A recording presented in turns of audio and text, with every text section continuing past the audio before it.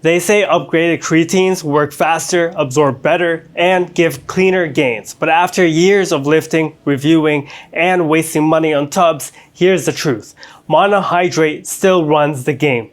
I've been training for 20 years and reviewing supplements for more than a decade. I've tried almost every creatine formula at this point: HCl, nitrate, buffered, magnesium chelate, and everything else in between. Some mixed better, some looked fancier, but none consistently outperformed plain monohydrate. So in this video, I'll show you how each one claims to be superior, what the science actually says, and what's actually worth your money today. Creatine monohydrate first, the standard. 5 grams a day, cheap, pure, proven by decades of studies. It's slightly cloudy in water, but reliable in results. That's your foundation. Now, the challengers. Creatine HCl, marketed as faster absorbing and easier on digestion. It does mix fast and it feels light for some people, but studies show when the total creatine intake is the same, results are the same. The absorption advantage doesn't translate into more muscle or strength. Buffered creatine, sold under names like Creatine, claims to resist conversion to creatinine. In controlled testing, it doesn't perform better than monohydrate when dosed properly. But it's still creatine, just expensive branding. Creatine nitrate advertised for bigger pumps because of the nitrate side. You can get nitric oxide from citrulline or nitrate-rich foods or ingredients while using creatine monohydrate. As a creatine source, it doesn't offer an advantage. Creatine magnesium chelate, it supposedly adds performance benefits through magnesium, but most people aren't short on magnesium, and studies show no strength difference when creatine amount is matched. Gummies, they taste amazing and look fun, but you would need multiple servings to hit that full 5-gram dose, and most are underdosed and also overpriced. There was actually a recent scandal where most of them didn't actually have creatine. So it's great for convenience, but skip it. And creatine HMB, it isn't a new form of creatine, it's just regular creatine mixed with HMB, which is a separate recovery ingredient. It doesn't make the creatine work better, but you could possibly have better strength gains because it's combined with HMB, but it doesn't make it any special or any different than regular creatine. But it doesn't make it stand out above creatine monohydrate, whether or not it has HMB. So here's how creatine actually works. Your muscles store creatine as phosphocreatine, which helps regenerate ATP. The quick energy your body uses for heavy sets and sprints. Think of it as a portable charger for your strength. More stored creatine means more energy when your muscles need it the most. Before I go deeper, quick wallet saver.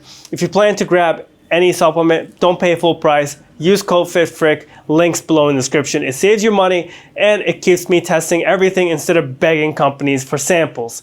Who benefits the most from creatine? Lifters, sprinters, athletes, vegetarians, older adults, even people who don't train hard can see better recovery and better energy from creatine. It's not just for gym bros. It's one of the most universal performance enhancing supplements on the planet.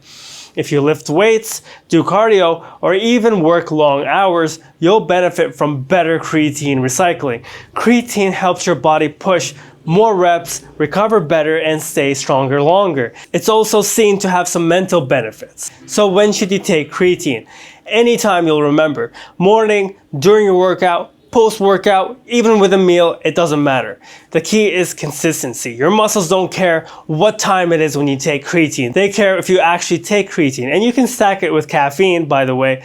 The old myth that caffeine cancels creatine, false. Studies show they work fine together. If anything, caffeine gives you the kick, while creatine helps build that base. Fast science rundown. Creatine increases phosphocreatine in your muscles, which help regenerate ATP, the quick energy source for heavy lifts and sprints. Once your muscles are saturated, performance benefits stabilize. Every credible study shows creatine monohydrate hits that saturation effectively, safely, and cheaply. No other form consistently outperforms it. So the real decision isn't which form is better, it's which one you tolerate the best for you and your wallet. So if creatine monohydrate ever upsets your stomach, try splitting doses or mixing it with food or protein shakes. If that doesn't help, HCl could be a comfort option, but don't expect extra gains. Now let's knock out a few myths.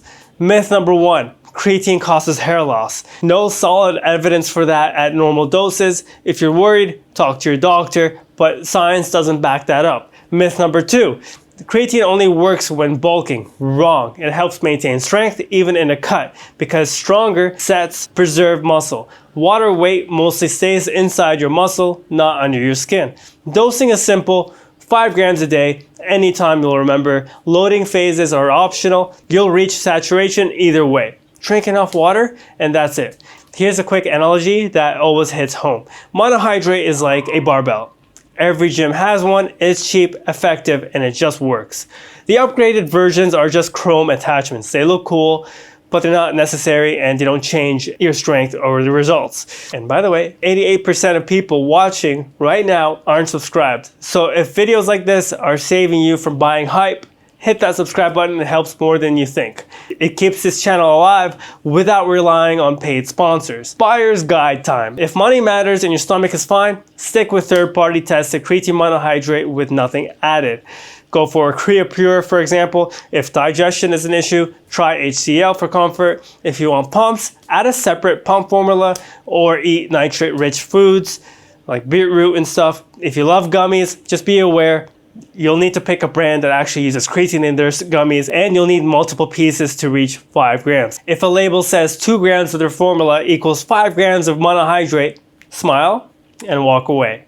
Here's a summary. Monohydrate wins. It's still the best, most proven, and affordable form out there. If you can tolerate it, there's no reason to complicate it. The rest are all marketing twists on the same molecule. So if you're picking something up, use code FITFRIC, use the links in the description, save your cash, and keep these reviews independent. Tell me in the comments if you want me to dive into HMB next.